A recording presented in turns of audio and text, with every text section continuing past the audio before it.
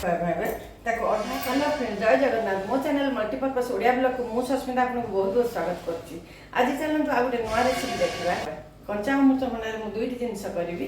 गोटे है स्टफिंग देकी कंचा अमृतभंडा स्टफिंग देकी परोटा करिवि एवं हलवा करिवि। चलंतु आज से व्रत पई कि जेमति दीपावली हेउ कि आपण जे कोनोसी कार्तिक मास रे जे कोनोसी व्रत रे खाई परिबे बहुत भलो एवं बहुत हेल्दी।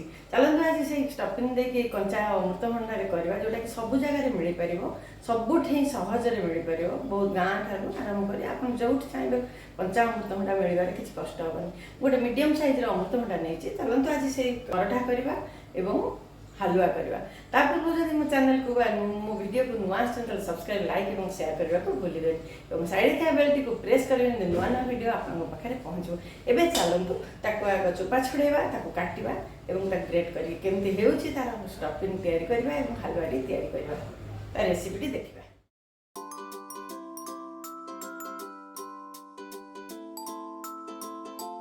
चारि खंड कर देछि ताको टिके हमें धोई दबा। तार भीतर गुड़िक आम कोरी दबा। देखो ग्रेटर द्वारा कोरी दबा। अमृतभंडा को ग्रेट कर देछि। अधार टिके बेसी करबा खीरी तापर कम करबा स्टफिंग कंचा लंका काटिबा।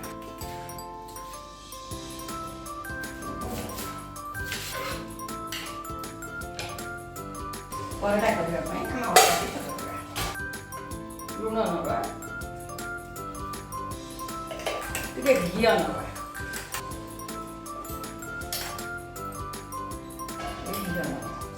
भल मिसई दवा।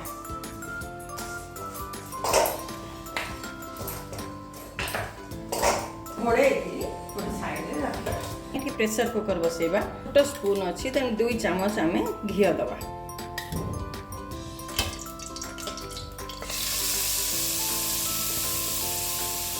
घीटी सागर मिसीज अल्प समय 2-3 थर चलेगा।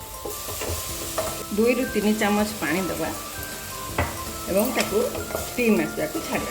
अमृतभंडार पानी बाहर तेणु ताकू स्टीम आसवा छाड़ा।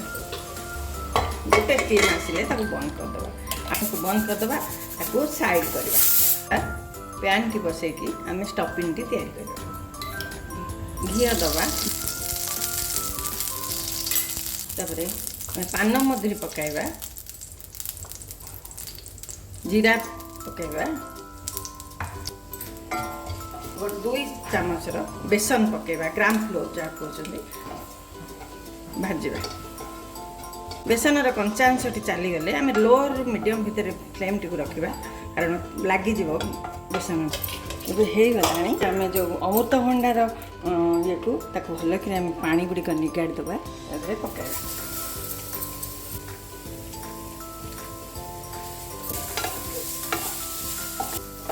आम सब मसला गुड़िक पकाइबा। स्वाद अनुसार लुण दबा। रोस्टेड जीरा पाउडर दबा। धनिया पाउडर दबा। अल्प टिके हलदी दबा। Red chilli powder Kashmir red chilli powder दबा। आमचूर पाउडर दबा। वीडियोटा मिस हो जाइए तेना आमचूर पाउडर पकाइबा।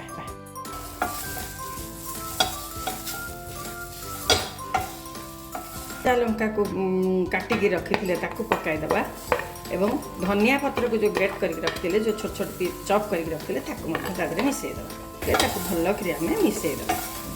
बेसन टी दिया होले भल बांधिक रखे स्टफिंग टी बहुत भल लगे। तार पानी गुड़िक मरीगलानी ताको आम ए गोटे साइड करवा। एबे आम देखिबा अमृतभंडा टी केमति ताको आम क्षीर ढालिबा। 1/2 लीटर रु कम क्षीर देछि। क्षीर टी को उतुरीबा को टिके दबा। क्षीर टी उतुरी सारला किछटा खुआ पकेबा ताको मिसई दबा। आपन पाखे जदि खुआ नहीं आपन गोटे 1/2 लीटर क्षीर को मारी मारी गाढ़ा करिके दे परिबे।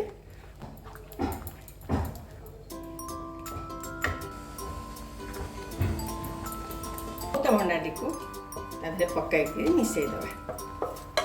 बहुत नया स्टाइल हलवा कहीं जानी पारे जे अमृतभंडार हलवा है ମୁଁ କରିଛି ଦେଖାଯାଉ ଜାଣିପାରୁଛନ୍ତି କି ନାହିଁ। ଏବେ ମିଶାଇ ଦେବା।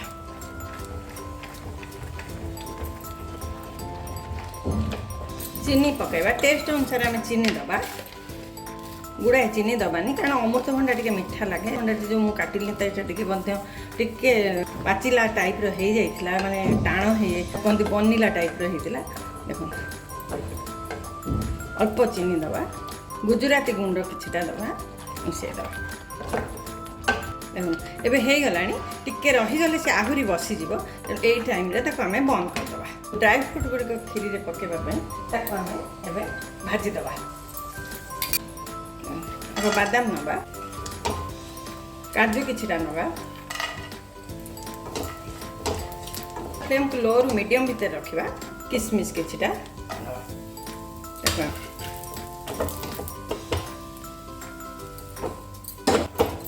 ତା ଦେହରେ ଆମେ ଏବେ ଢାଳିଦେବା, ଭଲକରି ମିଶାଇଦେବା। ତାକୁ ଏବେ ସାଇଡ଼୍ କରି ସେଇ ପ୍ୟାନ୍କୁ ଆଉ ଥରେ ବସାଇବା। ଗୋଟେ ହାଫ୍ ସ୍ପୁନ୍ର ଟିକେ ଘିଅ ଦେବା। लो फ्लेम रे, पूरा लो रु मीडियम नुहे, लो फ्लेम रे मखानाटी को घी भाजवा।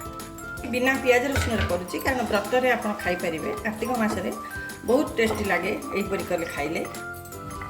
अल्प अल्प रोस्ट करवा। गैस फ्लेम को बंद करवा। ताको बंद फ्लेम रे टिके समय रोस्ट होगा दवा। आमे काढ़ी देबा। एबे आमे दहीटी को फुटै नवा। देखंतु घरे दही बसैथिली, ताको आमे काढ़ीबा। भल करी आमे घांटी स्वाद अनुसार लुण नवा। मीठा अंश आसिले भल लगे टिके चीनी नवा, अल्प टिके हाफ स्पून चीनी नवा।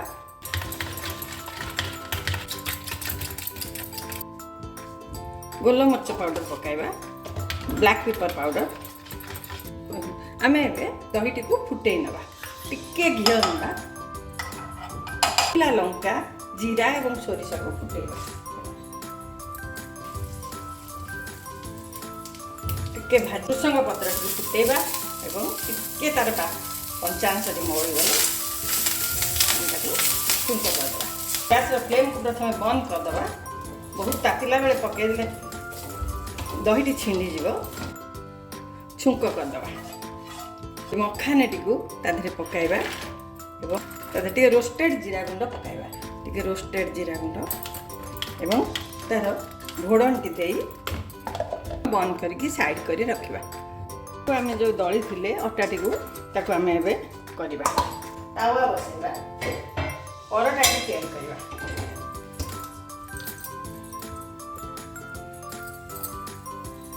पिठा गढ़ती से गढ़ा पूरा ठीक कर बंद करवा।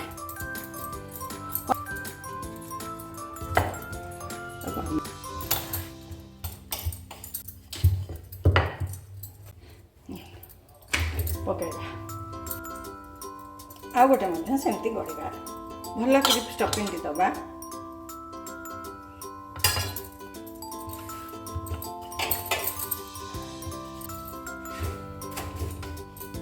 घी दबा, बेसी गुड़े घी दबा दरकार नहीं।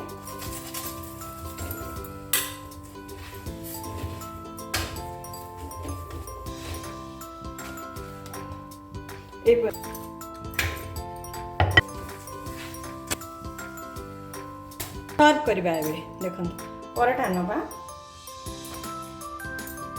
रायता नबा, कंचा लंका ता ऊपर रखिबा एवं खीरी मध्य नबा। परोटाटी को खोलिक देखौछि। देखंतु केते बढ़िया देखा जाउछि ता भीतर।